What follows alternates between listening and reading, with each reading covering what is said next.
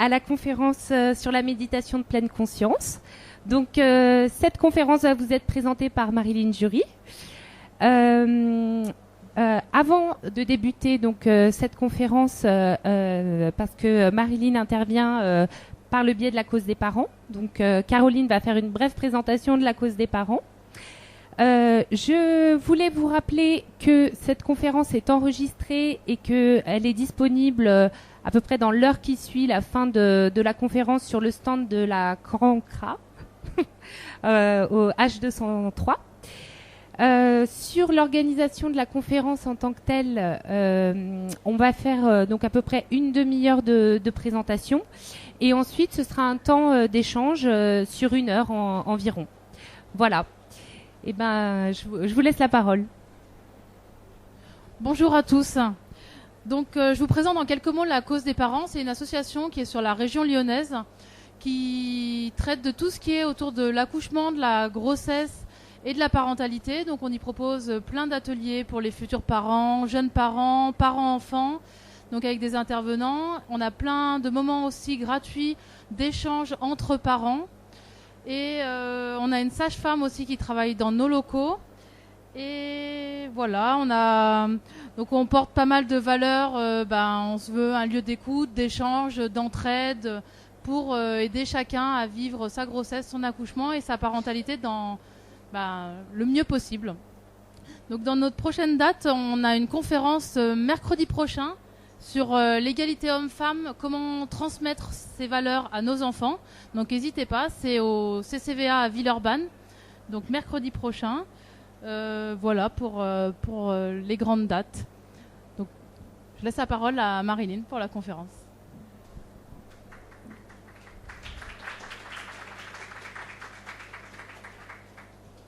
Bonjour à tous. Est-ce que tout le monde entend ? Non, c'est pas bon ? Alors, est-ce que ça va mieux comme ça ? Il faut parler plus près peut-être. Ah, merci. Bonjour à tous. Donc, comme vous pouvez le voir, je suis pas très habituée des micros, mais ça va venir. Je m'appelle Marilyn Jury, j'anime des ateliers de pleine conscience, donc de méditation de pleine conscience pour les enfants et les adolescents. Et j'anime également des ateliers de parents et plus largement pour les éducateurs, notamment les enseignants. Donc, dans le déroulé de cet échange, il va y avoir une demi-heure d'exposé. Donc, je suis gardienne du temps, tu me diras un petit peu. Ce que je vous propose, c'est un exposé donc assez court et puis un temps de pratique pour que vous puissiez expérimenter un temps de pleine conscience qui sera assez court, hein, je vous rassure. Et puis, après, il y aura une grande place qui sera laissée aux échanges. Donc, pour commencer, on peut peut-être faire... est-ce qu'il y en a parmi vous qui n'ont jamais entendu parler ni pratiquer de méditation de pleine conscience ? Si vous pouvez lever la main pour que j'ai une... Oui. Ok, très bien. Merci. Donc, pour préciser, la méditation de pleine conscience...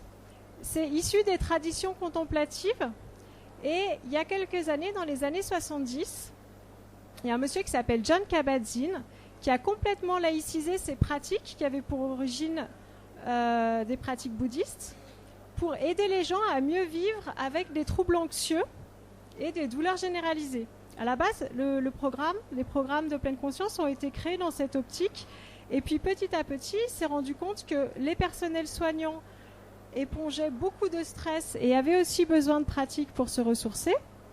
Et c'est rentré dans les champs de l'éducation. Et aujourd'hui, on se rend compte que dans le champ de la parentalité, il a d'ailleurs écrit un ouvrage avec son épouse, qui est Maïla Kabat-Zinn, sur à chaque jour ses prodiges, être parent en pleine conscience. Peut-être que ça dit quelque chose à certains d'entre vous. Donc sa définition de la pleine conscience et celle qu'on va vivre aujourd'hui, c'est être présent dans le moment même à nos expériences sans jugement. Donc ça paraît extrêmement simple et pour autant c'est pas facile parce qu'on a des vies qui sont très rapides et ce qu'on peut tous observer, c'est que l'accélération des temps fait que c'est plus difficile et c'est vraiment un choix délibéré et volontaire d'être en contact avec ce qui se passe réellement à l'intérieur. Parce que généralement, la vitesse fait qu'on est beaucoup en réaction par rapport à notre environnement. Il y a beaucoup de choses très urgentes qui se présentent dans nos journées. Et le vrai enjeu, c'est de pouvoir discerner qu'est-ce qui est important et qu'est-ce qui est urgent. Si on veut une image de ça, on peut prendre l'image de la centrifugeuse. Je ne sais pas si parmi vous, il y en a qui sort la salade avec une centrifugeuse, avec une essoreuse à salade, pardon. Mais on se rend compte que plus on va vite et plus on est vers l'extériorité. Et du coup, on est en réaction, mais pas forcément en réponse. Et il nous arrive de faire des choses qu'on n'a pas vraiment choisies, qu'on va passer beaucoup de temps à regretter, revenir dessus, etc. Donc, ce que propose la pleine conscience, c'est un lien, retrouver le lien avec son intériorité pour avoir une vie qui est un peu plus libre et moins réactive. Donc, est-ce que tout le monde entend? C'est OK, ça va pour vous? Ouais. Donc, dans les pratiques de pleine conscience, on va être attentif, mais dans un premier temps, on va avoir besoin de support. Parce que pour être attentif, on est très très souvent dispersé. On se rend compte, je crois que le temps d'attention moyen d'un citoyen lambda, c'est moins d'1 minute. Ce qui signifie que depuis le début, vous avez tous décroché au moins une fois. Et ça, c'est pour les plus entraînés. Mais vous avez tous décroché. Et ce qui va faire la différence entre quelqu'un qui sait se concentrer ou qui a les outils pour être attentif et quelqu'un qui ne les a pas, ça va être la capacité à raccrocher. Donc on est vraiment dans un processus d'entraînement. La méditation, c'est vraiment un entraînement de l'esprit et on va s'entraîner à ramener l'attention, être présent. Et on va se rendre compte à quel point on est sollicité par différentes choses. Je ne sais pas vous, mais moi, le bruit environnant suppose que je dois revenir à chaque fois sur ici, maintenant, et pas me laisser happer. Et on se rend compte, quand on est attentif aux différents types d'attention, qu'on n'est pas toujours dans le même type d'attention. Donc il y a vraiment cette dimension intéressante de savoir où est-ce que je me situe. Par exemple, si vous faites le choix délibéré d'écouter ce que je dis et d'éliminer le bruit que font vos voisins, le bruit de l'environnement, là on est dans une attention qui est sélective, qu'on va appeler la concentration. Et c'est de cette attention dont on va avoir besoin pour tous les types d'apprentissage, que ce soit apprendre à jouer d'un instrument de musique, apprendre une leçon, écouter quelque chose ou quelqu'un. Et donc ça, c'est vraiment la concentration, la capacité à choisir son objet d'attention. Et en choisissant cet objet d'attention, je vais exclure toutes les autres perceptions. Il y a l'attention, donc focalisée, c'est celle qu'on vient de voir, qui est la concentration. Et puis il y a l'attention ouverte. L'attention ouverte, c'est l'attention dont on a besoin pour conduire une voiture, un vélo, une trottinette. Ça veut dire qu'à un moment donné, je ne peux pas me focaliser, mais j'ai besoin d'être présent à tout ce qui va se passer dans mon environnement. S'il y a quelqu'un qui débouche de la droite, je dois pouvoir le voir. Donc c'est un champ d'attention qui est bien plus vaste. Et c'est ce champ d'attention-là qu'on appelle l'attention ouverte. C'est pour ça qu'on ne peut pas écrire un SMS en conduisant, par exemple, parce qu'on est dans un conflit attentionnel. Ça veut dire qu'on est en train de mélanger de la concentration, se concentrer sur un petit objet, et l'attention plus ouverte. Il y a un troisième type d'attention, qui est l'attention qui va nous permettre l'autorégulation. Si je veux changer un comportement, il va falloir que je me rende compte à chaque fois que je n'aurai pas le comportement que je souhaite adopter. Si j'ai envie d'aller courir, par exemple, tous les dimanches matins, il va falloir que je me rende compte le dimanche où je n'y vais pas, que je n'y vais pas pour pouvoir y aller. Donc c'est cette attention, au fur et à mesure à nos expériences, qui vont nous permettre de les moduler et de les faire varier si on en ressent le besoin en fonction de nos valeurs.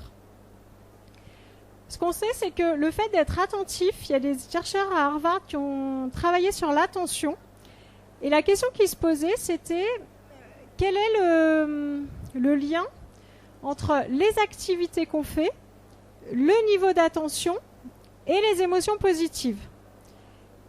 Et ils se sont rendus compte que finalement, en fait, ils ont pris un échantillon de plusieurs milliers de personnes et ils les interrogeaient régulièrement par le biais de SMS en disant « Qu'est-ce que vous êtes en train de faire ? Quel est votre niveau d'attention ? Et comment vous sentez-vous » Et ce dont ils se sont rendus compte, c'est que c'est pas tant l'activité qui va être génératrice ou non d'émotions positives, mais bel et bien le niveau d'attention qu'on lui accorde. Ce qui peut expliquer qu'on peut être en état de flux au travail, être vraiment concentré et générer énormément d'émotions positives, et être en vacances aux Seychelles et puis avoir laissé des problèmes personnels qui font qu'on a beaucoup de mal à profiter de notre environnement et de tout ce qui est a priori extrêmement agréable.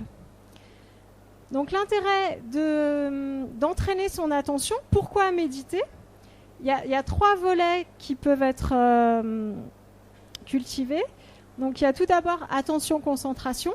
Et ça, il y a une vraie liberté qu'on peut acquérir en pouvant faire le choix de là où on va focaliser son attention. On sait qu'on est dans un contexte où on est extrêmement dispersé. D'ailleurs, je ne l'ai pas rappelé, peut-être que vous avez coupé vos téléphones ou pas, mais ce sont vraiment des outils qui vont nous disperser. Et en famille, on peut vraiment se poser la question de la manière dont on incarne l'attention. Par exemple, quand on a son téléphone qui sonne, est-ce que systématiquement on lâche tout ce qu'on fait, notre repas, le jeu dans lequel on est avec nos enfants, etc. Et en ce cas-là, il y a une espèce de laisse numérique. Quand l'outil nous appelle, on court directement, on n'est pas libre, on est vraiment en réaction. Ou est-ce qu'on peut se donner un temps et se dire, voilà, il y a quelqu'un qui essaye de me joindre, peut-être que je le rappellerai et que je serai beaucoup plus disponible pour lui dans 10 minutes. Peut-être que je vais répondre tout de suite parce que, voilà. Mais en tout cas, se poser la question, quelle liberté j'ai par rapport à tous ces nouveaux outils qui sont vraiment des disperseurs d'attention. C'est une des raisons pour lesquelles notre capacité d'attention, elle se restreint. C'est parce qu'on a de plus en plus de sollicitations. Il y a un nouveau phénomène qui s'appelle le phénomène d'un meilleur présent disponible. Et ça, pour ceux parmi vous qui pratiquent YouTube, je ne sais pas si ça vous parle, vous regardez une vidéo et sur la droite, vous avez encore 5 ou 6 vidéos qui vous parlent de la même chose, potentiellement en moins de temps, potentiellement mieux. Et du coup, on peut sentir tous une espèce d'avidité à vouloir en savoir plus en moins de temps avec quelque chose de beaucoup plus fort. Et ça, on s'habitue à beaucoup de stimulation, ce qui fait qu'on a plus d'intolérance avec l'ennui. On va chercher à remplir, on se plaint tous qu'on n'a pas le temps, mais dès qu'on a du temps, on va chercher quelque chose pour le remplir, donc un livre, le smartphone. Il y a très très peu de temps où l'esprit peut être vraiment calme. Donc l'entraînement à l'attention va avoir du sens donc sur attention, concentration, on l'a vu. C'est aussi cette attention et cette capacité à être présent à ce qui se passe qui va nous permettre de mieux vivre avec les émotions. Dans cette pratique, il s'agit juste d'observer l'émotion pour ce qu'elle est. C'est-à-dire, émotion, la racine latine d'émotion, c'est quelque chose qui va nous mettre en mouvement. Donc, par exemple, dans le cadre de la vie de famille, on peut sentir tous, en tant que parents, des moments de colère. Et on peut voir comment on pourrait comparer ça à une vague. C'est-à-dire que on peut sentir qu'il y a quelque chose de très très fort physiquement qui s'empare de nous. Et l'idée, c'est de l'observer. Généralement, quand on est face à une émotion très forte, on a tous des manières automatiques de les vivre. Donc il y a ceux qui nient l'émotion. Et là, ils ne sont pas en colère, tout va bien, non, je ne suis pas triste, etc. Et puis l'autre manière de gérer les émotions, ça va être de se laisser complètement emporter par l'émotion. Et si on prend par exemple l'émotion de colère, ce qu'elle fait, c'est qu'elle va nous mettre en situation de tension et on va physiquement sentir qu'on est prêt à frapper. Ça, c'est vraiment ce que fait l'émotion de colère dans notre corps, dans le corps de chacun d'entre nous. Donc si on se laisse emporter par l'émotion, eh ben, on crie, on frappe. Ça, c'est le rôle de la colère. Après, peut-être qu'à l'intérieur de nous, c'est pas comme ça qu'on a envie d'être en relation avec nos enfants, avec notre conjoint. Et voilà, on peut se retrouver à quelque part se sentir coupable de vivre cette émotion. Ce qu'il faut savoir, c'est qu'une émotion, c'est complètement automatique. Donc on ne fait pas exprès de ressentir ça. Et c'est pour ça que dans la dimension de pleine conscience, il y a quelque chose d'extrêmement bienveillant. Et que cette bienveillance, elle commence déjà par soi-même. On peut dire, tiens, ça m'agite fort. Ça, c'est une de mes valeurs. Quand je vois mon fils qui frappe ma fille, par exemple, c'est quelque chose qui vraiment va générer chez moi quelque chose de... Oh, de l'ordre de quelque chose de l'émotion, de la colère, peut-être de la tristesse. Enfin, il y a tout un tas de choses qui se passent. Et ça, c'est des indicateurs pour dire c'est pas dans le sens de mes valeurs. C'est pas comme ça que j'ai envie de vivre. Si j'arrive à prendre conscience de mon corps et revenir au présent, je vais pouvoir, selon la situation et avec mon libre arbitre, choisir la réponse que je vais faire, qui ne sera pas toujours la même, parce que dans le présent, on peut avoir des perspectives qui sont nouvelles. Et c'est vraiment ça qui est intéressant, c'est que l'idée, c'est pas de dire, si vous arrive ça, il faut faire ça. Pour avoir toutes les habiletés, il y a des tas d'ateliers aujourd'hui qui existent et qui sont extrêmement riches de communication non violente, les ateliers Faber et Maslich, la discipline positive, et j'en oublie, il y en a vraiment beaucoup. Et toutes ces habiletés, toutes ces techniques, etc., sont extrêmement efficaces, à condition qu'on soit aussi dans la disposition intérieure où on a gardé cette bienveillance et où on a gardé à l'esprit que ce qui compte, c'est vraiment la relation et pas forcément le fait d'avoir raison ou de faire que l'autre va faire exactement ce qu'on souhaite. Donc voilà pour les enjeux, ça va être vraiment utiliser le présent pour vivre avec les émotions. Il s'agit de traverser les émotions, de vivre avec, et il ne s'agit pas d'espérer d'être sans émotion, mais vraiment de pouvoir les traverser et de se rendre compte qu'elles ne nous détruisent pas. Et avec les très jeunes enfants, c'est très flagrant, parce que eux, ils ne sont pas câblés pour réguler leurs émotions.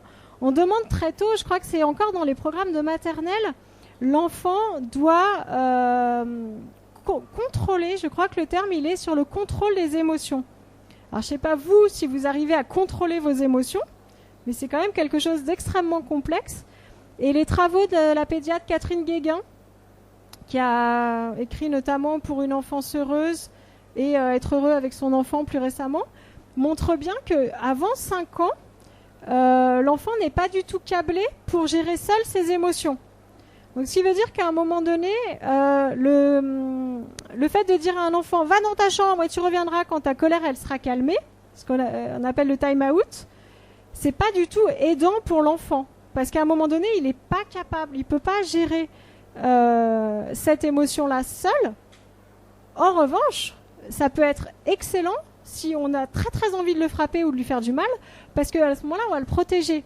Donc c'est pour ça qu'il n'y a pas de dogme, mais on sait que l'enfant a besoin d'être accompagné dans son émotion et que nous-mêmes, on sait que les émotions sont contagieuses par le jeu des neurones miroirs, donc ce qui nous permet d'être empathique et de comprendre ce que l'enfant vit, mais qui peut aussi déclencher chez nous quelque chose de très inconfortable, ce qui fait qu'on va vouloir absolument que l'enfant cesse d'être triste ou cesse d'être en colère, parce que nous, ça nous renvoie à notre propre tristesse, notre propre colère. Donc il y a vraiment cet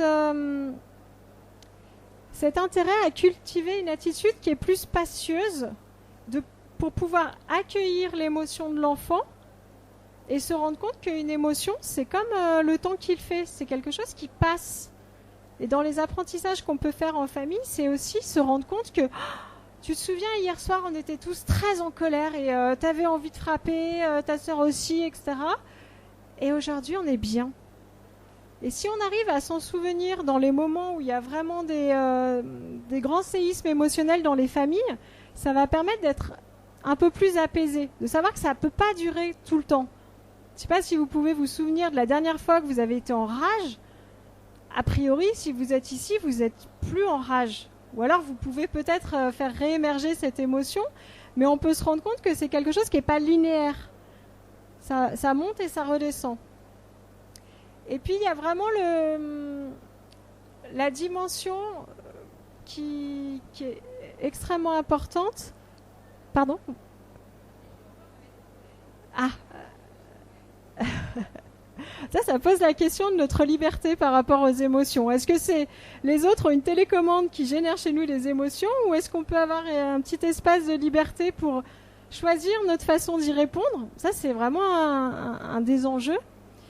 Et la dimension bienveillante, elle est vraiment fondamentale, parce que plus on va être attentif à ce qui se passe pour nous, et plus on va découvrir des choses magnifiques, et puis des choses un peu moins magnifiques, parce qu'on a fait des enfants, la plupart d'entre nous, pour partager un amour, pour transmettre des valeurs, pour vivre quelque chose de l'ordre de l'idéal. Et puis au quotidien, on se rend compte que c'est pas toujours comme ça, et qu'on peut avoir des pensées qui sont pas celles qu'on aimerait avoir. Donc, quand on a cette relation à nos pensées, où on leur permet d'émerger, voilà, c'est une pensée. J'ai envie de jeter mon enfant par la fenêtre, c'est une pensée, c'est pas un fait.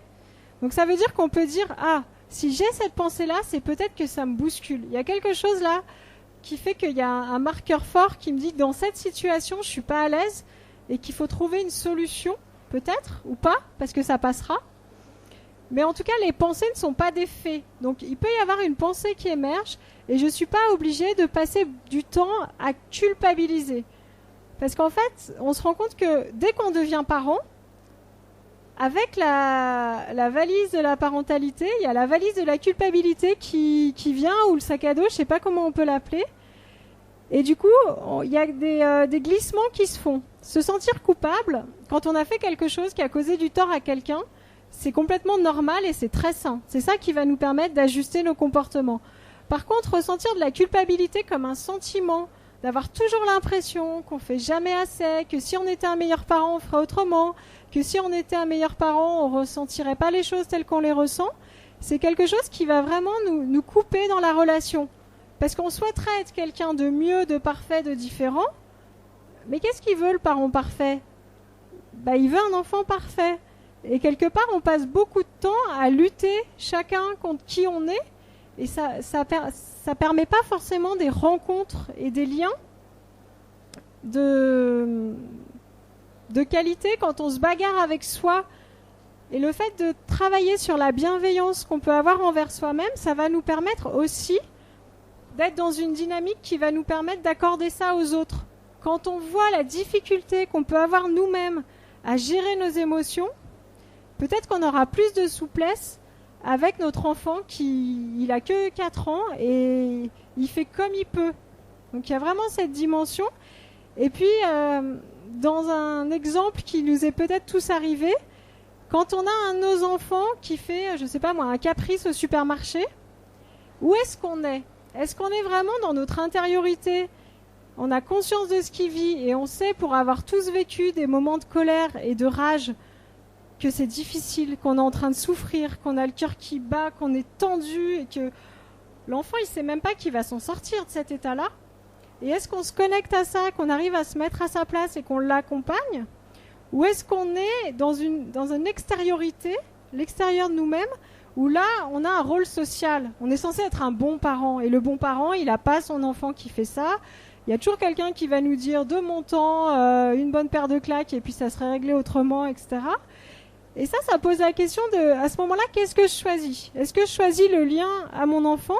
Ou est-ce que je choisis de me soumettre à des autorités qui n'ont de valeur que parce que je leur en accorde ?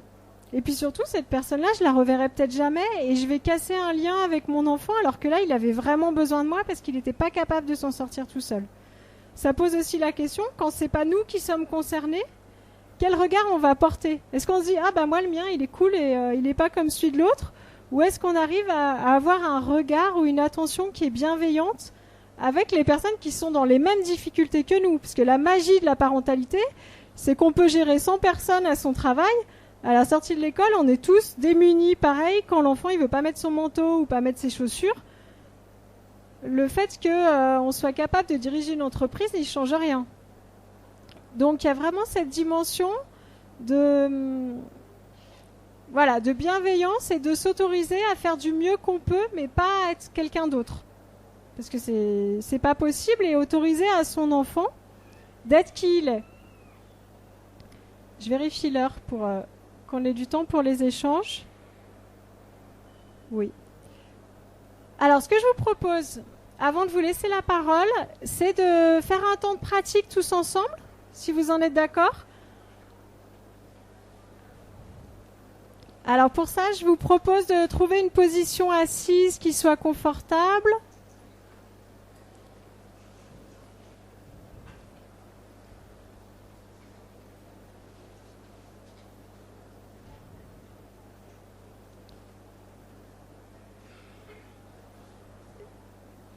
Idéalement, si vous pouvez décroiser les jambes, poser les pieds à plat sur le sol.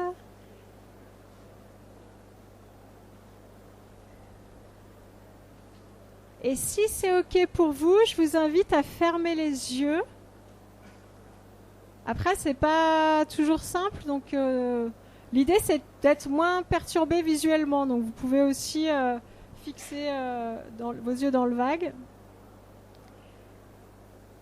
Donc ce que je vous propose, c'est de prendre un moment pour observer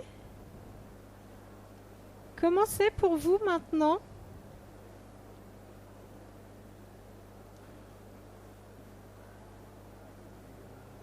Est-ce que vous pouvez percevoir des pensées? Je suis d'accord, je suis pas d'accord, ça me rappelle quelque chose qui m'est arrivé. J'ai cette question que je vais poser, ou j'ai envie de poser cette question mais je la poserai pas. Voilà, juste commencer maintenant. Est-ce qu'il y a des émotions qui émergent? Vous êtes d'accord, pas d'accord? Vous ressentez de l'ennui, de la fatigue, au contraire, de l'agitation? Est-ce qu'il y a une expérience physique, corporelle qui est saillante? Peut-être que vous avez mal quelque part, un inconfort.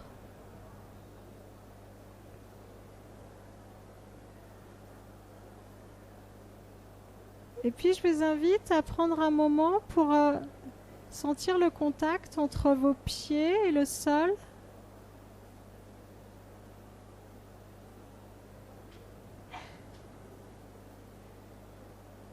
Vos appuis sur la chaise. Est-ce que vous êtes parfaitement détendu, déposé sur la chaise, ou au contraire, est-ce que vous pouvez sentir que vous êtes prêt à partir ou tendu?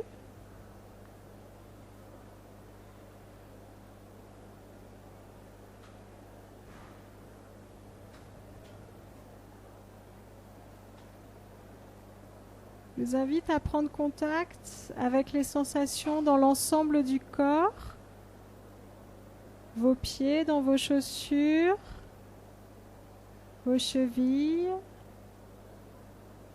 vos mollets, vos genoux, les cuisses, le dessous des cuisses en contact avec la chaise, le dessus des cuisses en contact avec le tissu de vos vêtements, vos mains. Vous pouvez prendre un moment pour sentir les sensations présentes au niveau du ventre, du bas du dos,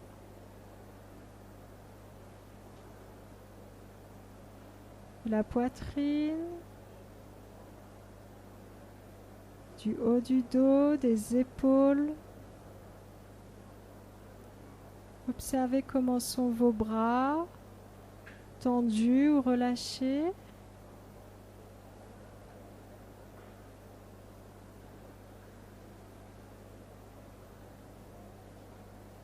En remontant des mains aux coudes, aux épaules, vous pouvez prendre contact des sensations présentes au niveau de la nuque, du cou. La manière dont votre tête s'est posée sur votre cou, est-ce qu'elle est plutôt en avant ou en arrière, à gauche, à droite? Et puis je vous invite à vous relier aux sensations au niveau du nez, au niveau de la respiration. Être présent à l'air qui entre, plutôt frais, plutôt sec à l'inspire, et l'air qui sort, qui est plus chaud, plus humide. Ce qui qu'il est possible de percevoir les sensations au niveau de la poitrine, du ventre.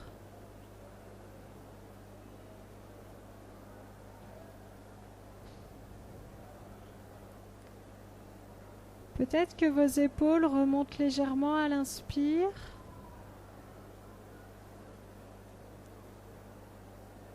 Que le poids de votre corps est plus important sur la chaise à l'expire.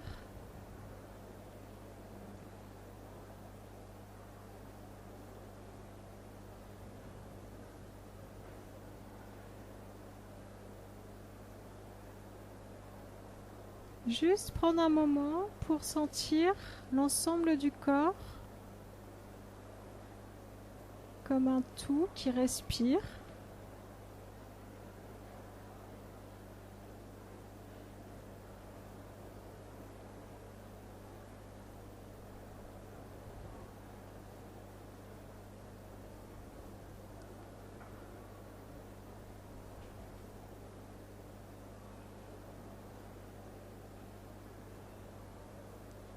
Et à chaque fois qu'une pensée ou une sensation douloureuse, par exemple, vous éloigne de la sensation, de la respiration, vous pouvez tranquillement y revenir.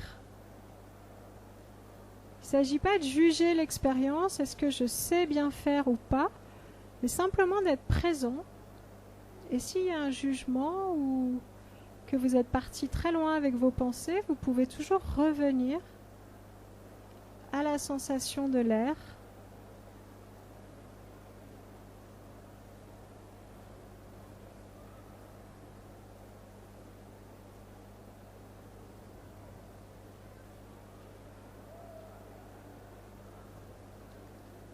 Je vous invite maintenant à élargir le champ de votre attention au niveau des sons.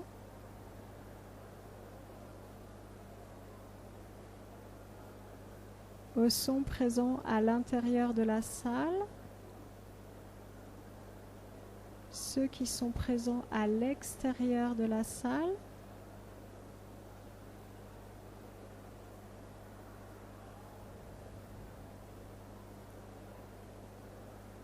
Et quand vous vous sentirez prêt, je vous invite à ouvrir les yeux, changer de position, bâiller, vous étirer, faire ce qui vous semble agréable et juste pour vous.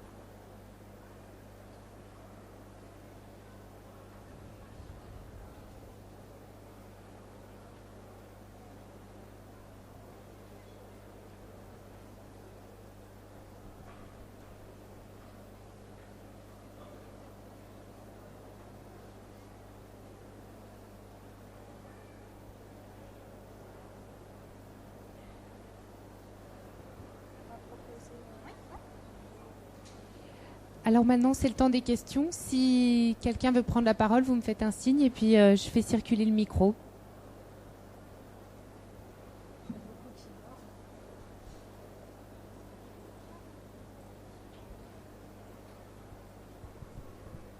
Bonjour.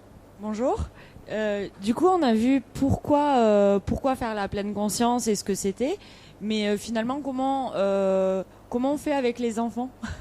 Du coup, comment on fait cette méditation ou comment on fait pour justement arriver à ça avec nos enfants? Ok.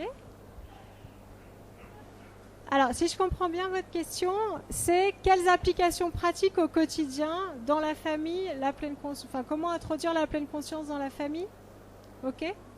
Donc, dans la pratique de la pleine conscience, on a un petit peu navigué là sur ce temps de respiration. Entre la conscience du corps, la conscience des 5 sens, la conscience des émotions, la conscience des pensées. Donc, ce qui peut être intéressant de pratiquer, on sait que les pratiques dites formelles avec les enfants, c'est à partir de 5 ans. Moi, j'ai été formée par Eileen Snell, qui est l'auteur de Calme et attentif comme une grenouille, qui est un livre que vous connaissez peut-être. Et donc, elle a mis en place des programmes pour les enfants.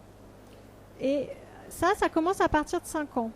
En revanche, dès tout petit, l'enfant, on peut l'inviter. Les enfants sont naturellement présents à l'expérience. On peut voir déjà leur capacité à se remettre d'une émotion. La rage, 5 minutes après, fait place à une joie. Et c'est nous, parents, qui avons du mal à suivre parce que du coup, on met beaucoup plus de temps, on va saisir des émotions, alors qu'eux, ils passent très très vite d'une émotion à l'autre. Et cette conscience du corps, la conscience corporelle, par exemple, c'est quelque chose qui est fondamental pour le nouveau-né. Donc on sait que des pratiques comme le massage, le portage, c'est des choses qui vont permettre à l'enfant de prendre conscience, d'être vraiment présent à son corps et de tisser des liens qui vont être vraiment nourrissants pour lui. Parce que le contact physique pour le tout jeune enfant, c'est vraiment une nourriture et toute la vie, c'est une nourriture. On sait aujourd'hui que dans les cultures où on se touche plus, il y a beaucoup moins de dépression que dans les cultures où on a un rapport très distant les uns avec les autres. Parce qu'on va générer de l'ocytocine, et que l'ocytocine, c'est l'hormone du bien-être. Au-delà d'être l'hormone de l'amour, c'est aussi le fait de sentir l'apaisement. Donc, avec nos enfants, quand ils sont dans des émotions très fortes, le retour au corps, il va se faire aussi. On peut les inciter à prendre le temps de respirer, sentir ce qui se passe dans le corps, mais quand ils sont très très jeunes, on peut les contenir. Parce que ça va leur permettre de sentir leur corps, ne serait-ce que parce qu'il y a une limite. Et ça évite ce sentiment d'explosion. Donc ça, c'est des choses qui peuvent être vraiment aidantes. La pleine conscience des 5 sens. Le fait d'être vraiment présent dans nos 5 sens. Et ça peut être au moment des repas, par exemple. Faire le choix conscient de manger et de faire que manger. Pas regarder la télé ou lire un magazine en même temps, etc.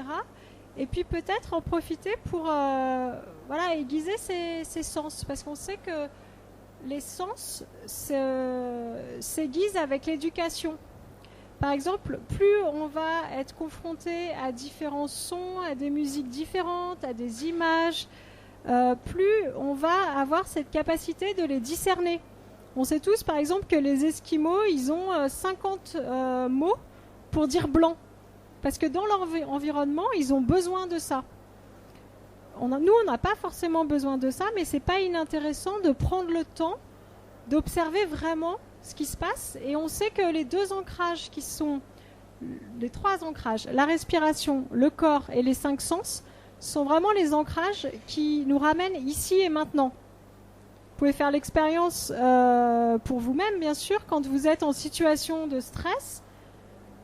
On peut toujours respirer, sentir ce qui se passe dans le corps et regarder, entendre, sentir ce qui... Ça va nous ramener ici et maintenant et ça va couper avec tous les récits qu'on se raconte inlassablement sur ce qui pourrait arriver, de bien, de pas bien, etc. Donc c'est vraiment ces dimensions, respiration, corps, 5 sens, gestion des émotions, revenir au corps et se rendre compte nous-mêmes en tant que parents que quand on est dans une émotion, on ne voit plus que 10% de la réalité. L'émotion, c'est vraiment comme un filtre entre notre intériorité et notre environnement. Par exemple, on l'a tous, si vous vivez à plus que 1, vous avez tous fait l'expérience d'un conflit où on est dans une telle rage par rapport à l'autre, une telle colère, que automatiquement, notre cerveau va sélectionner tout ce qui va dans le sens de cette colère. On se rappelle toutes les fois où l'autre a manqué à ses promesses, toutes les fois où il n'a pas été réglo avec nous, etc. Et inversement, quand on est amoureux, tout va bien, et ben l'autre n'a aucun défaut. On ne voit que ce qui va dans le sens de ce qu'on a envie de voir et de ce qui nous est agréable. Donc le fait de pouvoir aussi avoir ce recul nous-mêmes sur nos émotions, ça peut être aussi différer des actions. En disant, là, je suis vraiment très en colère, donc je vais avoir du mal à prendre une décision qui soit juste. Donc, je te propose qu'on en parle plus tard. Et aider nos enfants dans ce sens-là. Sur les pensées, il y a une phrase de Peggy O'Mara que j'aime beaucoup qui dit « La manière dont nous parlons à nos enfants devient leur petite voix intérieure. » Donc, qu'est-ce qu'on dit souvent aux enfants ? C'est intéressant d'observer. Il y a Thomas d'Ansembourg qui raconte très très bien cette histoire d'une petite fille qui dit à sa maman « Mais je ne m'appelle pas, dépêche-toi ». Donc comment on entre en relation avec eux? Parce qu'on a notre élan intérieur qui est généralement extrêmement bienveillant, extrêmement doux, extrêmement aimant. Et puis la manifestation dans la parole, comment ça se passe? Est-ce qu'on est tout le temps en train de leur dire dépêche-toi, mais fais attention, mais laisse, je vais faire à ta place parce que ça t'y arrive pas?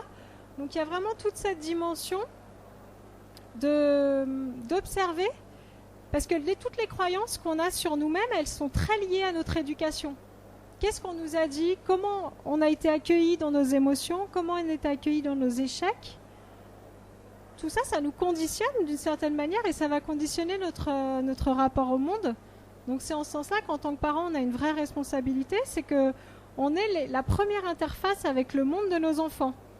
Donc si quand ils sont en difficulté ou en détresse, on est là, on les aime quand même, et qu'ils n'ont pas besoin d'être les meilleurs en tout pour avoir notre soutien et notre amour, ça va leur donner une vision du monde qui est peut-être moins hostile que si on est dans une vision du monde à priver de câlins parce qu'on n'a pas été gentil.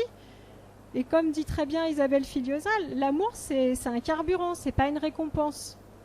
Donc comment on va nous situer, ça va leur donner beaucoup de clés ou de verrous. Après, c'est vraiment la manière dont on va incarner ça.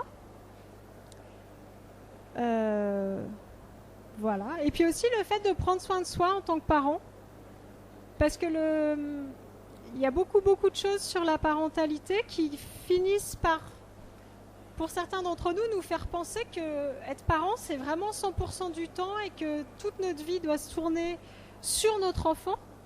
Mais quelque part, en termes d'incarnation, on est en train de lui dire qu'on s'oublie quand on est parent. Et est-ce que c'est ça qu'on a envie qu'il fasse, lui, quand il sera parent?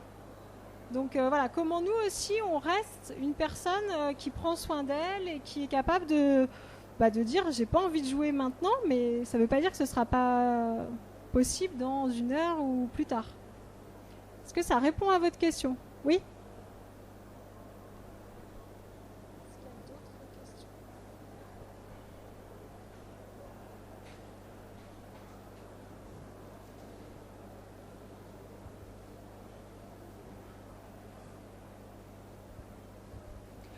Vous parliez de formation, aussi bien au niveau des parents, enseignants, voire enfants. Comment ça se passe? Est-ce que vous intervenez au sein des écoles? Dans ce cadre-là, alors, concrètement, ça s'applique comment? Alors, il y a plusieurs manières d'intervenir dans les établissements scolaires. Moi, j'interviens auprès d'élèves. Donc, ça peut être de la grande section de maternelle à... je suis intervenue en école d'ingénieur, là, en début d'année. Donc, c'est très vaste. Après, on adapte bien sûr en fonction de l'âge des participants. Et là, c'est sur des programmes de 6 à 10 séances. En fait, c'est en variable. Et en classe, en présence de l'enseignant. Et puis, il y a les formations à destination des éducateurs et des enseignants qui peuvent se faire au sein des établissements scolaires ou alors en groupe, en petits groupes à l'extérieur des établissements. Avec cette idée que si on souhaite transmettre l'entraînement à l'attention et la pleine conscience aux enfants, on va déjà devoir avoir pratiqué pour soi et se rendre compte du coup de tous les freins qu'on a à l'attention. Généralement, les élèves ne sont pas inattentifs contre les profs. C'est juste qu'ils sont dans ces environnements qui sont disperseurs et que ça suppose un effort et que ce n'est pas une compétence qu'on apprend de manière formelle à l'école. Il y a beaucoup d'élèves qui ont envie d'être attentifs et de se concentrer et pour autant qui n'ont pas la clé. Et ce qui est proposé dans la pratique de la pleine conscience, c'est vraiment cette dimension corporelle. C'est la respiration, le corps qui est toujours là et auquel on peut toujours se relier. Donc en prenant conscience de plus en plus du corps, il y a ce chemin qui va se créer. On parle aujourd'hui beaucoup de neuroplasticité. La neuroplasticité, ça veut dire que plus on va faire quelque chose, et plus ce sera facile. Si on prend l'exemple d'un grand champ, je vais marcher une fois dans le grand champ, en plein milieu, et pas sur le chemin sur lequel j'ai l'habitude de marcher. Si je le fais une fois, il ne se passera pas grand-chose. Il y aura une amorce, mais il restera toujours le chemin habituel. Et puis celui-ci, dans ma tête, il est possible, mais il n'est pas marqué. Si je fais le choix délibéré d'emprunter un autre chemin, cet autre chemin, petit à petit, va s'élargir, se creuser, et puis l'herbe va repousser à l'autre endroit. Donc ça veut dire qu'à un moment donné, plus on va être dans la réponse et pas dans la réaction, et qu'on va prendre ce temps d'attention consciente. Je rentre en classe, est-ce que je me rends compte que je suis rentrée en classe ? Pourquoi je suis en classe ? Est-ce que je me souviens ? Est-ce que ça a du sens pour moi, ma présence ici ? Et plus je vais pouvoir mettre en place une autre manière de fonctionner.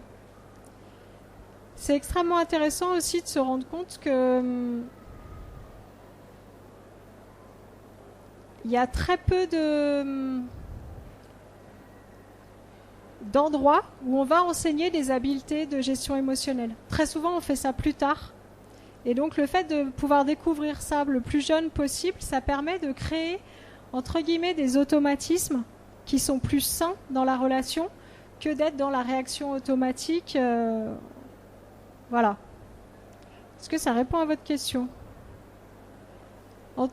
Pour préciser, en tout cas, là, en ce moment, il y a vraiment des gens de l'éducation nationale qui se mobilisent. Il y a des inspecteurs qui sont venus dans mes ateliers, des conseillers pédagogiques, pour voir ce qu'on fait. Et il n'y a rien d'ésotérique, c'est vraiment des pratiques de recentrage. Et on sent que les enfants apprécient, en tout cas.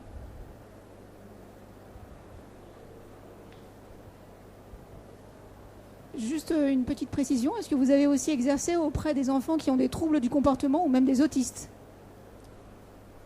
Alors, j'ai jamais animé d'ateliers spécifiques à destination d'enfants autistes. En revanche, j'ai eu des enfants avec des troubles du spectre autistique dans mes groupes, sachant que moi, je n'ai pas du tout de compétences de diagnostic. Je ne suis pas spécialiste, mais la pratique de la pleine conscience, parce qu'il y a beaucoup de gens qui font des études sur ces thèmes, on sait que ça peut avoir des effets très bénéfiques sur les enfants qui ont des troubles de l'attention avec ou sans hyperactivité. Et ce qui est très intéressant avec les enfants qui ont des troubles du spectre autistique, c'est que généralement, quand on est sur les séances des émotions, il y a quelque chose qui s'ouvre. Pour la petite histoire, j'intervenais dans une classe de CP, et il y avait une petite fille qui avait des troubles du spectre autistique qui faisait jamais de bruit. Elle était testée, elle était accompagnée avec toute une équipe, psychomote, psychologue, etc. Et à l'issue des séances sur les émotions, c'est une petite fille qui commençait à être beaucoup plus en interaction avec ses camarades. Du coup, l'enseignante me dit, c'est pas vraiment pour ça que j'avais prévu le programme, parce que ça me crée une petite agitation en plus. Mais pour l'élève, ça avait été un moyen de s'ouvrir, de mettre des mots, de voir aussi dans un cadre de groupe que tout le monde ressent de la colère, tout le monde ressent de la tristesse et que c'est pas être anormal que de vivre avec ces émotions fortes. Donc il y a quelque chose qui peut être très positif dans l'introspection. D'autant plus que c'est fait en groupe et que ça permet de voir le caractère un petit peu universel de ce que chacun peut ressentir.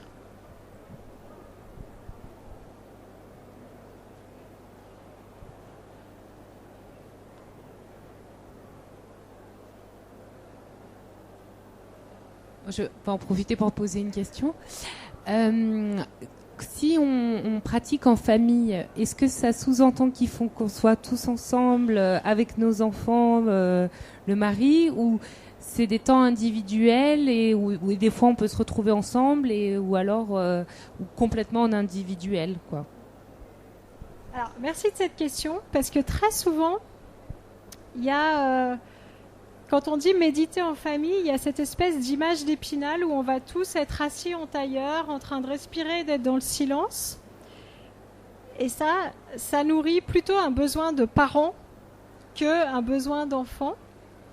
Et généralement, dans la pratique, il y a vraiment des pratiques qui sont formelles et des pratiques qui sont informelles. En tant que parent, généralement, on est beaucoup plus à même d'accompagner l'enfant sur des pratiques qui sont informelles. Donc, relié à la respiration, faire prendre conscience à l'enfant de sa respiration. Et on n'a pas été entraîné et élevé comme ça.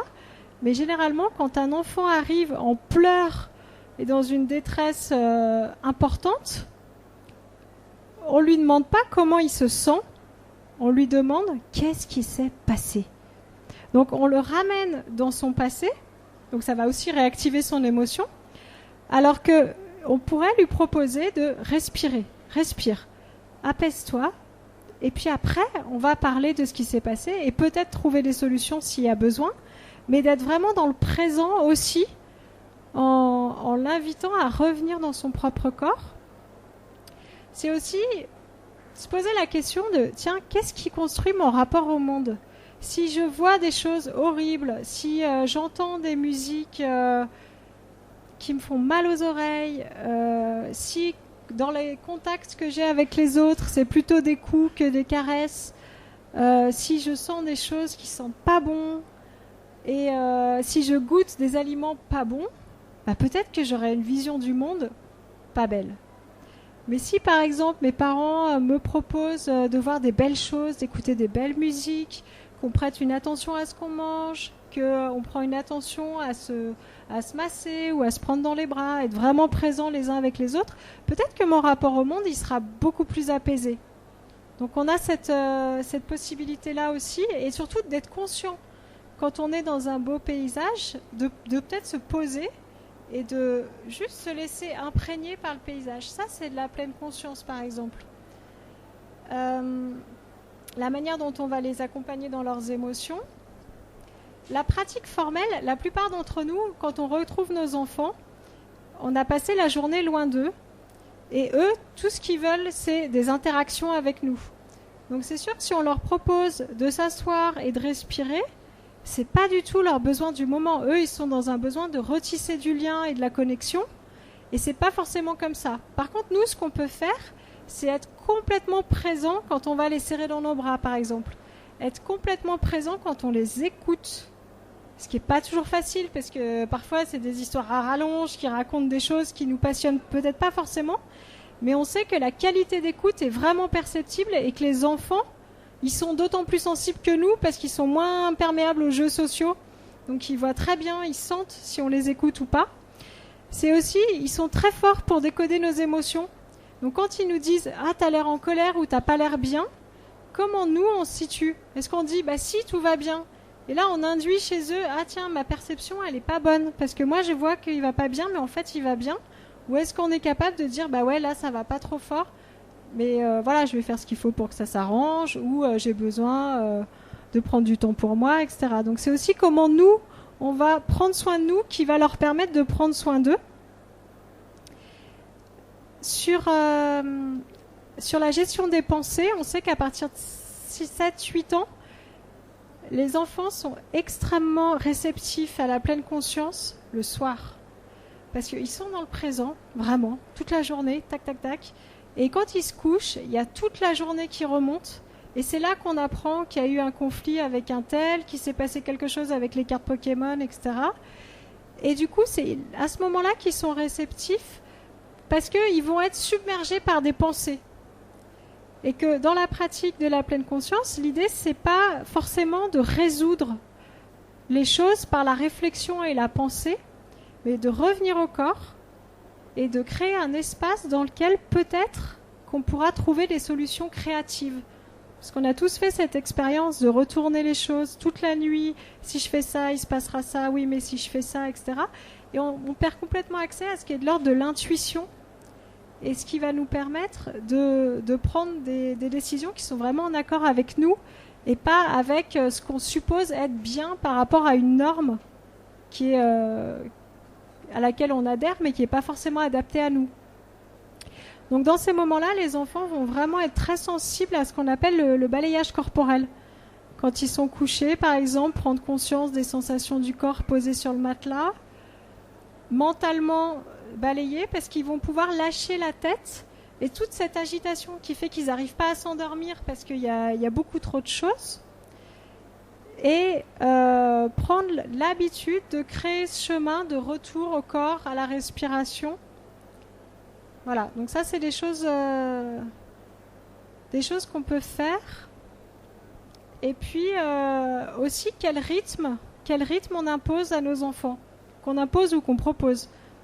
Mais si l'enfant n'a jamais d'occasion de s'ennuyer, il se coupe de tout un tas de ressources.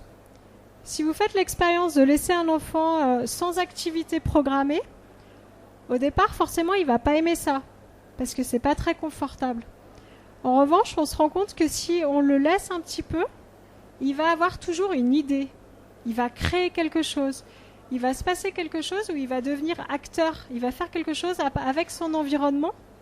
Alors que si on est tout le temps en train de le gaver d'une certaine manière avec des activités encadrées pour surtout jamais s'ennuyer, comme si être seul avec soi-même c'était difficile, on va lui faire perdre ce lien avec son intériorité. Et c'est pour ça que pour beaucoup d'entre nous c'est difficile de s'arrêter, parce qu'on a développé une énergie d'habitude de faire. Et si vous voulez faire l'expérience de pratiquer la pleine conscience à titre personnel 10 minutes par jour, vous allez voir tous les freins qu'il y aura à ça. Avec tout ce que j'ai à faire, perdre mon temps. Donc voilà, leur laisser des temps, des plages de temps pour qu'ils puissent s'ennuyer et avoir des idées, être créatifs, qui a besoin de ce temps-là.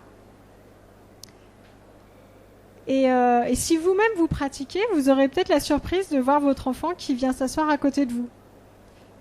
Mais sincèrement, moi j'ai été sollicitée parce que comme j'anime des ateliers pour les enfants, il y a parfois des parents qui s'imaginent que chez nous, on médite tous les matins avant de partir à l'école ou des choses comme ça. Et je pense que c'est pas... cette discipline, elle peut avoir lieu dans le cadre scolaire, mais dans le cadre familial, on est dans quelque chose où il y a beaucoup plus d'enjeux émotionnels. Et c'est plus par l'incarnation et l'exemple que le parent va pouvoir inviter l'enfant dans la manière dont il va l'aider à vivre avec ses émotions, que dans quelque chose d'assez figé, parce que personne n'a envie qu'on l'oblige à rester assis sans bouger. Là, vous l'avez tous fait de bonne grâce, parce que peut-être ça vous a posé, mais voilà, si on se met à la place de l'enfant qui n'a pas vu ses parents depuis 10 heures, il n'a pas envie de rien dire et de ne pas bouger. Voilà.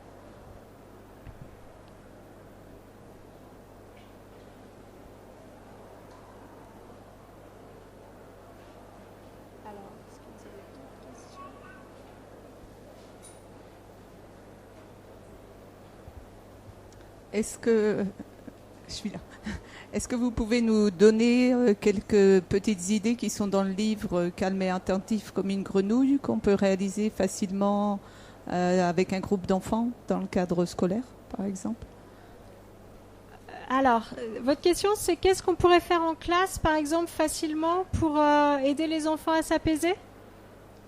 Oui, ou justement à prendre conscience, à entrer dans cette démarche de méditation de pleine conscience. Ouais. Alors, il y a toujours les pratiques de respiration. Et généralement, plus les enfants sont jeunes, et plus ils rentrent dans l'activité, parce qu'ils n'ont pas encore de jugement sur à quoi ça sert, est-ce que c'est bien, etc. Donc juste prendre conscience de la respiration, du mouvement de la respiration, s'arrêter, leur offrir des temps où il n'y a pas d'enjeu, il n'y a pas besoin de faire ou de réussir quelque chose, mais juste être présent. Donc ça va être vraiment dans ce qui est pratique formelle, peut-être prendre le temps de respirer 3 minutes le matin quand on se rencontre. Parce que le postulat qui consiste à dire que l'enfant il arrive à l'école et qu'il est prêt à apprendre, aujourd'hui on sait que ça ne fonctionne pas. Parce que tous les enfants n'ont pas le même parcours. Il y a ceux qui prennent le petit-déj, c'est la miricorée, papa, maman, les tartines, le bisou, etc. Puis ceux qui ont des vies un peu plus compliquées, qui se lèvent très tôt, qui ont beaucoup de transport, qui sont droppés chez la nounou, enfin voilà. Et du coup, le fait de dire tous ensemble, et c'est très important dans ces pratiques de s'inclure. C'est-à-dire qu'il n'y a pas quelque chose de « moi je sais et vous allez faire comme je dis ». Même si au départ, quand on est plus expert, c'est nous qui animons. Mais il y a vraiment cette dimension de ensemble. Parce que l'adulte éducateur, lui aussi, il a des trucs qui ne sont pas toujours très simples à gérer dans sa vie. Donc ça peut aussi lui permettre de rentrer en relation. Et tout ce qui va permettre à l'enfant d'être en lien avec son intériorité et tout ce qui va permettre à l'adulte d'être en lien avec sa propre intériorité pour que la communication, elle se fasse pas dans les externalités de l'humain, entre guillemets, mais vraiment être présent. S'émerveiller aussi avec les enfants, les faire parler de qu'est-ce que tu vois, les éveiller aussi à la différence entre un jugement et une perception. Tout le travail sur les 5 sens, il est extrêmement intéressant parce que les 5 sens sont nos portes entre notre intériorité et notre environnement. Donc ils nous permettent d'appréhender tout ça. Ce qu'on en pense, ça c'est des jugements et c'est construit par notre culture, notre milieu social, nos expériences. Et le fait de très tôt faire cette différence, ça donne un peu plus de souplesse en disant c'est pas un problème d'avoir des jugements parce que notre esprit il est fait comme ça, on a toujours un jugement sur la couleur des chaussures, la manière dont les choses doivent être, etc. Mais de se rendre compte que c'est un jugement, ça va nous permettre de voir ce qu'on en fait. Est-ce que je m'arrête à ma première impression ou est-ce que je suis capable de la voir comme un jugement mais d'aller plus dans l'investigation? Sur les exercices qui sont dans le livre, ils sont assez bien décrits, mais il y a notamment faire prendre conscience à l'enfant de ses sensations corporelles. Un enfant, il mange quand même 4 fois par jour. Donc s'il a appris à manger en pleine conscience et de voir que c'est pas pareil de se gaver d'une tablette de chocolat ou de regarder d'abord ce qu'on mange et puis prendre le temps. Est-ce que c'est pareil si on le colle contre le palais ou si on le met au fond de la bouche, etc. Les enfants sont très curieux de ça. Donc on peut aussi les inviter à être présents dans tous ces moments-là. Et puis tout ce qui va aider à nommer les émotions. Valider les émotions, toujours. Nommer. Et par contre, après, on peut discuter sur les comportements. On a le droit d'être en colère, on n'a pas le droit de frapper. Mais ta colère, elle fait sens parce que elle renvoie à quelque chose qui t'est personnel et tu as tout à fait le droit d'être en colère. Par contre, nous, on est dans une société et on ne fonctionne pas en se frappant ou en se disant des choses méchantes entre les uns et les autres. Et lui montrer d'autres manières de vivre avec sa colère. Alors, dans les collectivités, je sais qu'il y a beaucoup de gens qui utilisent un livre qui s'appelle « Grosse colère ». Et personnellement, c'est pas un livre que je conseille parce que l'idée de ce bouquin, c'est la colère est grosse, grosse, grosse, grosse et on va la mettre dans une boîte. Donc là, c'est vraiment, à mon sens, le refoulement. On vit quelque chose et on veut pas le voir, on ferme une boîte et on la met loin. Dans les images qu'on peut utiliser avec les enfants, on va plus avoir cette dimension de comme si on avait une énorme vague qui nous traversait. Et on sait que comme toutes les vagues, elle va monter et elle va redescendre. Et il s'agit juste d'être attentif. On est attentif à ce qui se passe. Ça nous dit quelque chose. Ça nous dit que dans notre environnement, il y a quelque chose qui fonctionne pas avec nos valeurs, par exemple. Et ça peut être extrêmement instructif. Mais c'est pas ça qui doit guider nos comportements. Et puis tous les exercices qui permettent de lâcher la tête. Donc ça peut être des mouvements en conscience, du yoga, du qigong. Voilà. Est-ce que ça répond à votre question ? Oui, merci.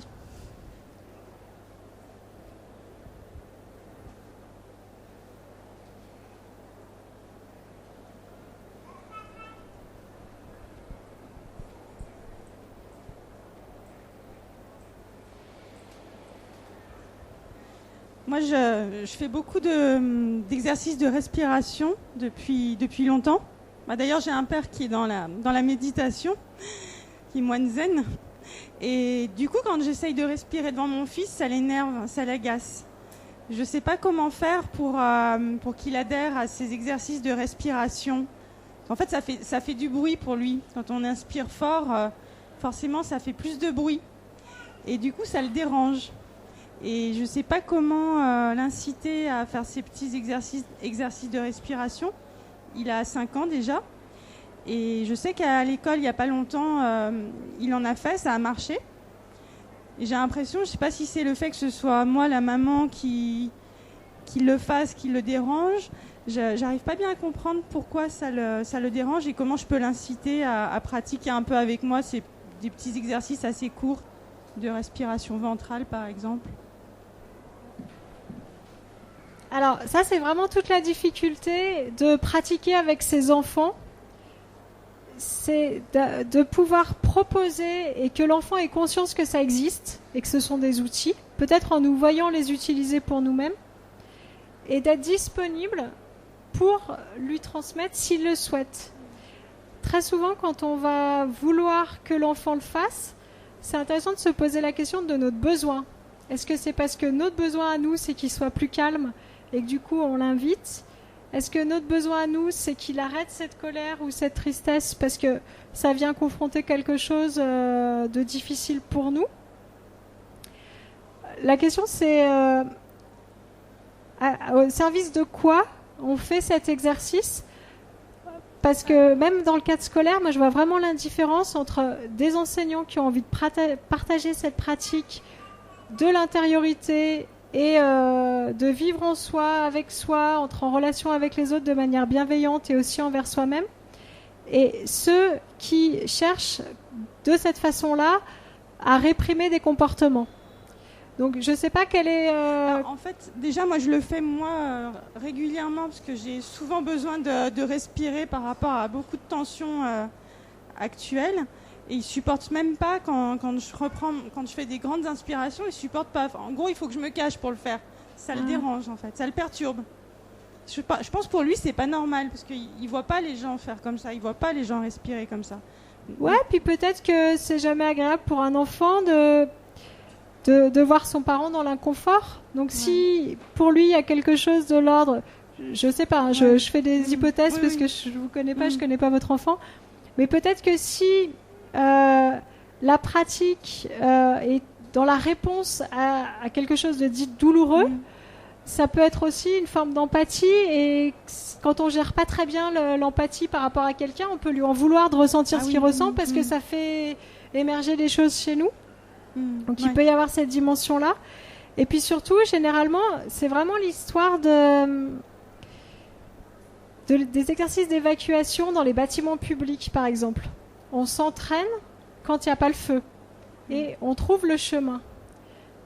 Quand il y a le feu, du coup, il n'y a pas l'effet de sidération, on l'a déjà fait et on peut retrouver le chemin.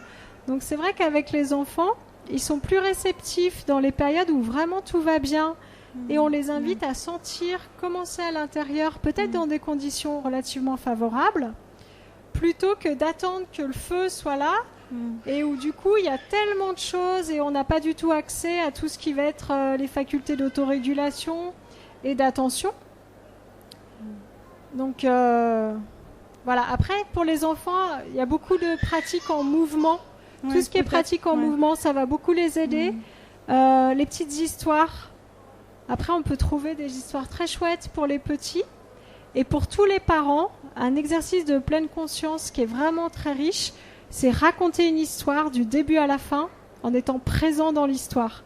Et pas qu'est-ce qu'on va faire après, comment ça s'est passé dans la journée, repenser à un problème de boulot en même temps. Parce que quand on est très bon lecteur, on est capable de faire plusieurs choses en même temps, mais on ne va pas mettre la même intensité dans notre manière de raconter l'histoire. Donc ça peut être aussi toutes ces manières-là. On va transmettre à nos enfants des attitudes. Et si on est sur un smartphone et qu'on leur dit « Oui, je te regarde, oui, je t'écoute, je t'ai vu », on pourra difficilement s'étonner qu'eux aussi, ils pensent qu'être attentif, c'est faire quelque chose d'autre en même temps qu'on est en interaction avec quelqu'un. Donc après, pour votre question plus précisément, peut-être que pour votre enfant, l'entrée, c'est peut-être moins la respiration que les mouvements corporels ou la pratique du dessin. Voilà. Ok, merci beaucoup.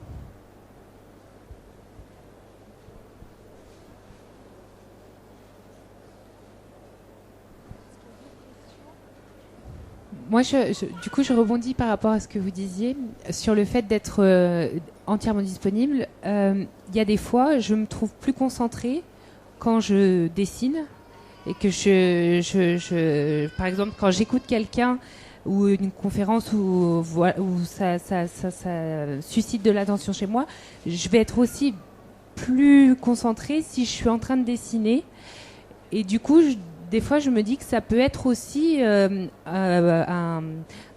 contradictoire parce que je fais autre chose, mais pour autant, ça canalise ma concentration. Alors, je me dis, est-ce que ça, on peut l'utiliser aussi avec les enfants ou c'est plutôt quelque chose qu'on est capable de faire quand on est adulte? Alors, toujours pareil, ça dépend des enfants.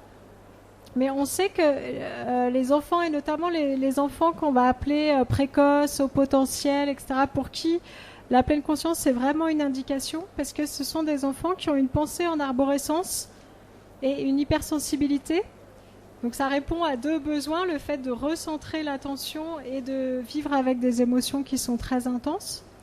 Et pour ces enfants-là, ils ont tellement d'une certaine manière d'antenne et d'ouverture que le fait de dessiner ou même pour certains de lire en même temps qu'ils écoutent quelque chose va les aider parce que le trop-plein va créer de l'agitation dans le corps qu'ils ne savent pas canaliser autrement. Mais ce que vous évoquez, c'est aussi la notion de support. C'est-à-dire que si je veux écouter mon enfant et que je veux être vraiment disponible, parfois on n'est pas assez tenu.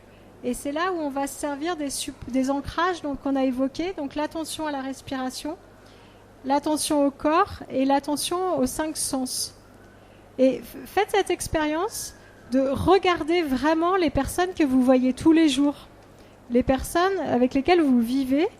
On enregistre des images, ce qui fait qu'on ne regarde plus. Et regarder parfois son enfant en l'observant en disant « Waouh !» Il y a de la vie dans cette personne, il y a des idées qui se forment minute après minute, il y a une autonomie qui se construit. C'est aussi une manière d'avoir une autre approche de l'enfant et de voir qu'on est quelque part, c'est John Kabat-Zinn qui utilise cette expression, dans une course de relais de 18 à 25 ans. C'est-à-dire qu'on est à côté d'eux pendant ce laps de temps et qu'à un moment, à la naissance, ils sont complètement dépendants de nous. Et qu'à un moment, ils seront complètement indépendants. Et pendant ce temps-là, qui est finalement assez court, même si on espère toujours que quand il sera propre, quand il ira à l'école, quand il apprendra à lire, etc. Mais sur le moment, on a toujours quelque chose à transmettre et à partager. Et le fait de regarder vraiment, voilà, d'écouter vraiment, s'ancrer sur ces supports d'attention, parce qu'effectivement, on a très vite tendance à se disperser. Et encore plus quand on est dans des environnements très stimulants. C'est pour ça que du coup, ça peut être aussi on peut s'aider en prenant des pauses dans la nature, par exemple, où il y a moins de stimulation. Et quelque part, ça va nous permettre soit d'être dans la contemplation, soit de pouvoir s'intérioriser. Donc, en termes de pratique de famille, le fait d'aller marcher dans la nature, ça peut être plus pertinent que de forcer un enfant à rester assis un samedi après-midi en lui disant « Écoute, c'est important qu'on puisse méditer tous ensemble ». Et c'est ténu, hein, parce que c'est très drôle comme ça, mais on se rend compte dans nos pratiques que parfois on peut avoir un peu cette envie, mais c'est aussi pour nourrir notre propre besoin de nous ressourcer à un moment où il y a énormément d'agitation.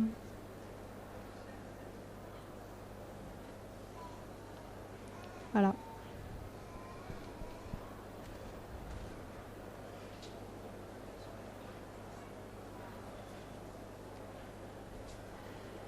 Alors, je voudrais conclure. Si quelqu'un a une question, n'hésitez pas. C'est maintenant. 3, 4.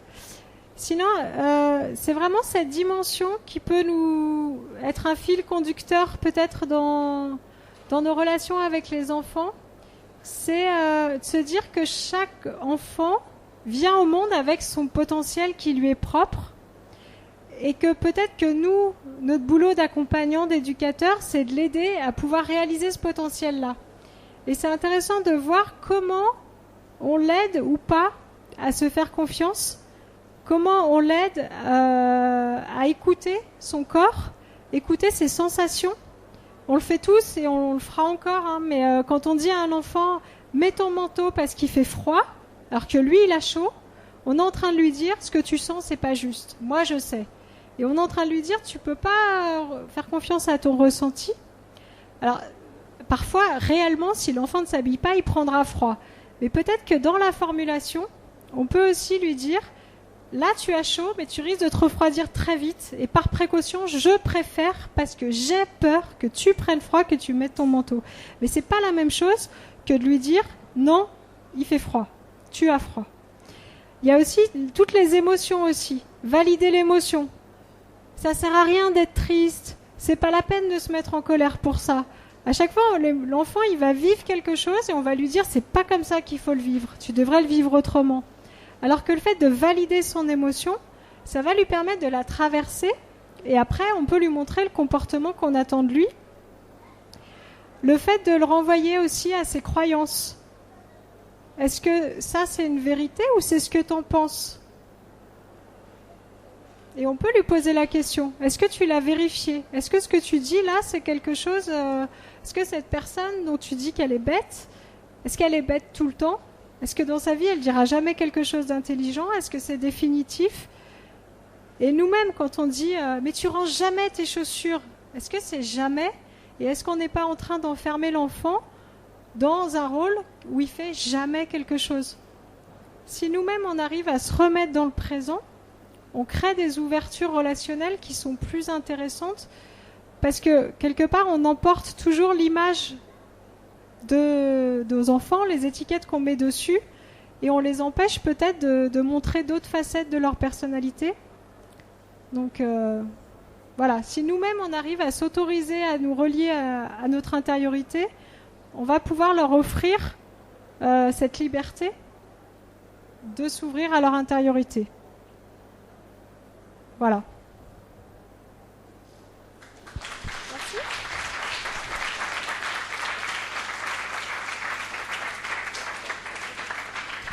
Je me permets juste de rappeler que la conférence est enregistrée et qu'elle est disponible donc sur le stand